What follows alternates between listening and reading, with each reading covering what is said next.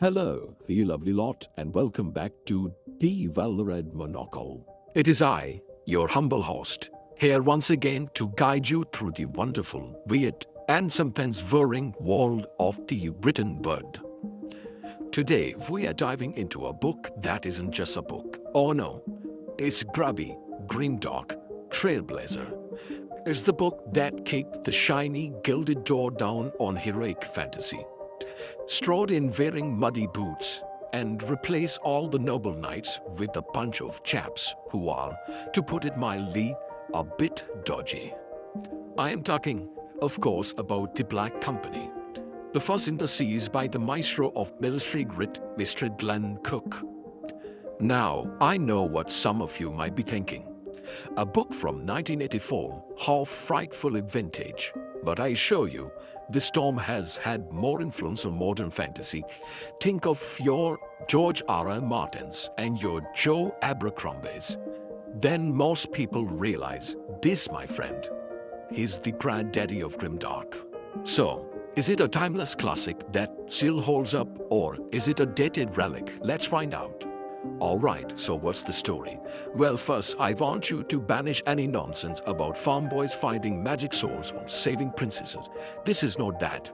The Black Company is the name of an elite mercenary outfit.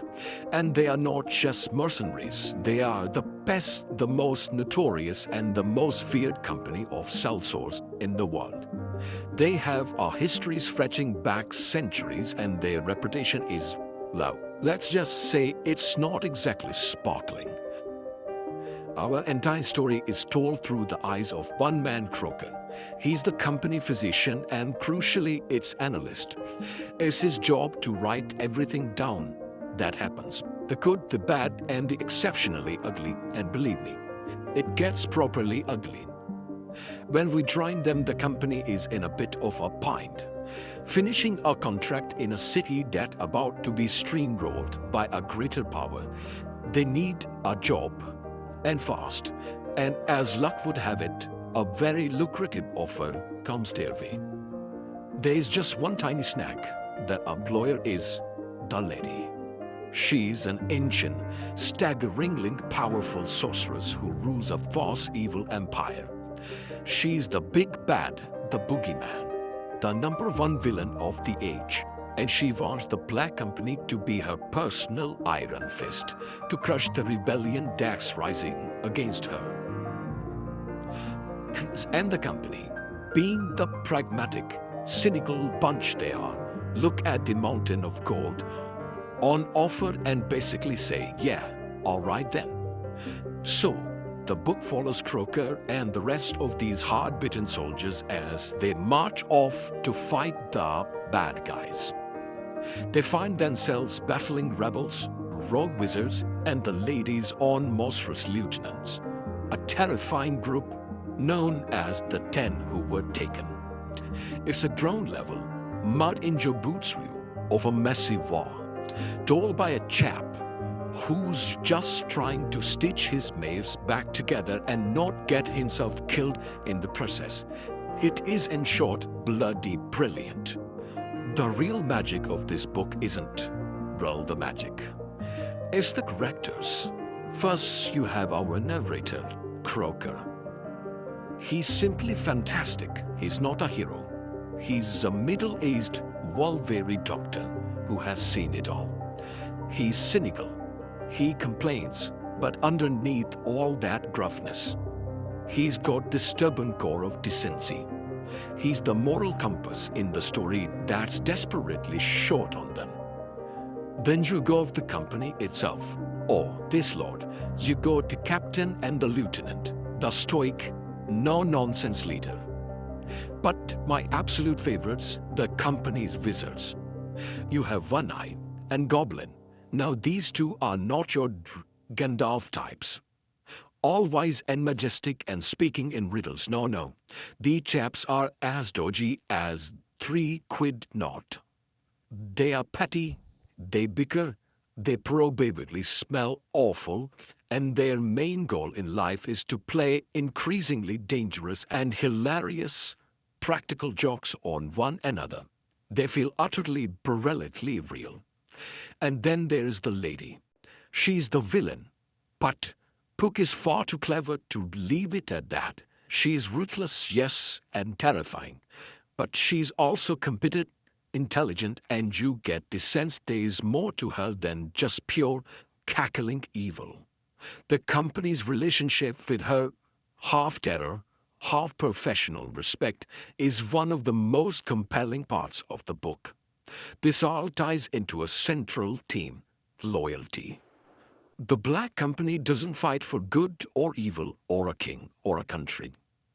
They fight for the man standing next to them. They fight for the company. Their loyalty is to each other, and that's it. It's fascinating and very human. Exploration of morality in the middle of war zone. It's not about if what they are doing is right, it's about getting the job done and surviving to cash the next paycheck.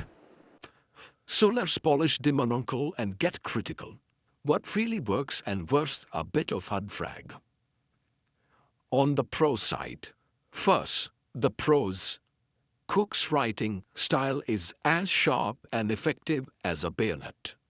Is terse, is spongy, is stripped back. Croker's voice feel like you are reading a genuine soldier's diary. Is show, don't tell, and is absolute finest. It's smoother than a well-built cuppa. Second, the realism. This feels like a military campaign. There's mud, there's boredom, there's black humor, and there's sudden, chaotic, and terrifying violence.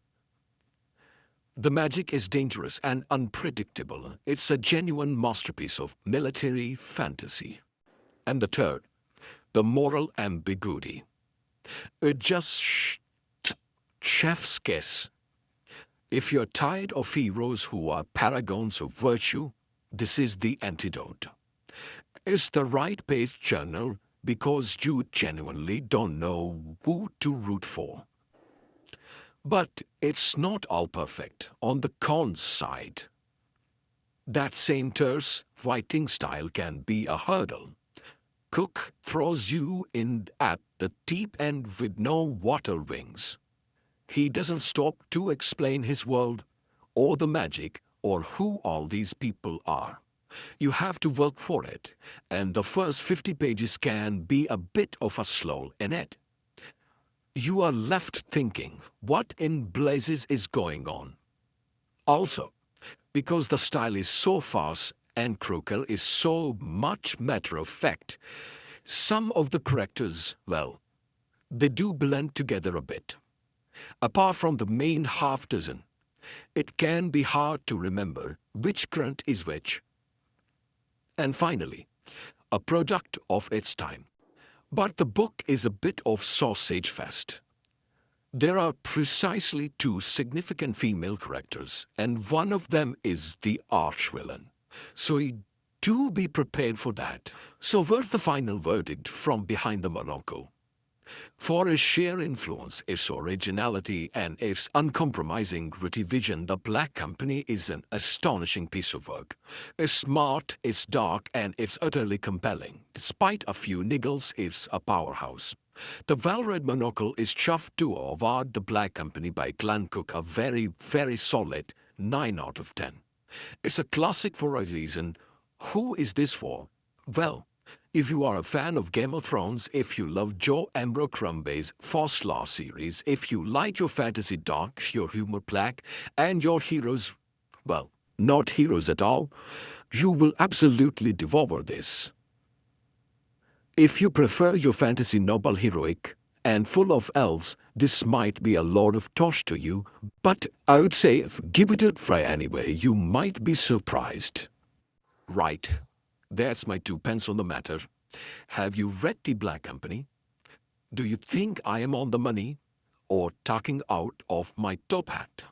Let me know your thoughts in the comments below. And if you enjoyed this little literary chinwag, do be a good chap and smash that like button. And of course, subscribe for more Monocle musings. It really does help the channel and it keeps me in fancy race scores. Until next time, keep your monocle polished and your page is charming. Cheerio.